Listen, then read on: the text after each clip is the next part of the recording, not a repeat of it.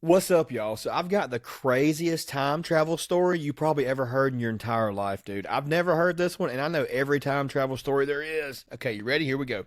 So this is in the year 251 AD, all right? So the Roman Emperor Decius, he had ordered the persecution of all Christians, right? So of course they're all trying to flee and get away. Well, these seven guys, they ran and ran and ran. They were at Mount Pion, right? They're like, "Oh, look, a cave." Pew! And they run up in this cave, okay? Now, as they get in the cave, they're like, "Man, we're so tired. Let's go to sleep." Then these Roman soldiers are like, "Ooh, we found them." But you know what they did? They said, "You know what? Let's do something we like to do."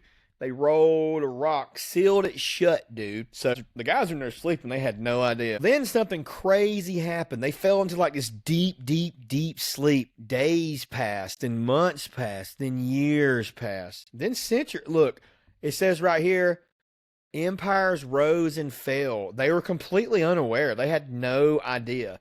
So 196 years later, making it 447 AD, a landowner unaware of the ancient execution broke the cave open. Inside, the seven men just woke up. To them, only a single day had passed. They had nearly slept for 2 centuries, dude.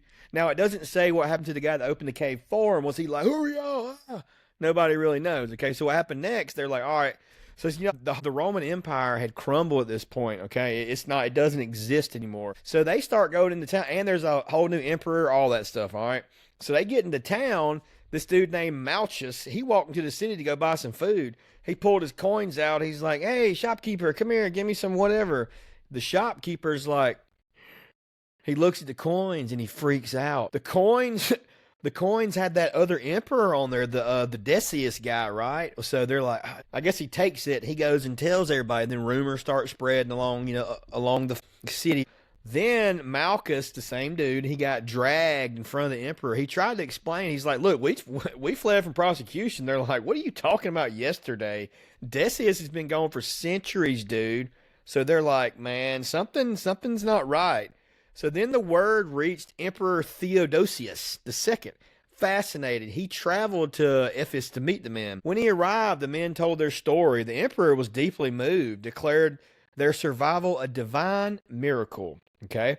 The men barely had enough time to process what had happened. Their families were long gone. Imagine that, dude, running away into a cave, going to sleep, waking up. 200 years has gone by. That is absolutely crazy. And yeah, of course, it's all alleged. We know that. So, shortly after revealing their story, it doesn't say how shortly, right? But I guess within a couple days, maybe a week, they all started to lay down inside the cave again. They closed their eyes. I guess they went back to the cave or something. I don't. Shortly after revealing their story, something eerie occurred. One by one, the seven men lay down inside the cave. I guess they just like got in a trance and just walked back to the cave and went to sleep. Okay, they never woke up again. What?